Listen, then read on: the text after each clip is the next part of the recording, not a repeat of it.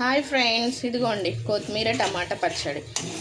ఇలా ఆయిల్ వేసి ఇందులో జీలకర్ర, ఆవాలు, ఎండుమిర్చి, కరివేపాకు వేసి కొంచెం మంచిగా దూరగా వేయిన తర్వాత కొత్తిమీర టమాటా పచ్చడి ఇందులో వేసి ఒక్కసారి మిక్స్ చేసుకొని తింటే ఉంటుంది.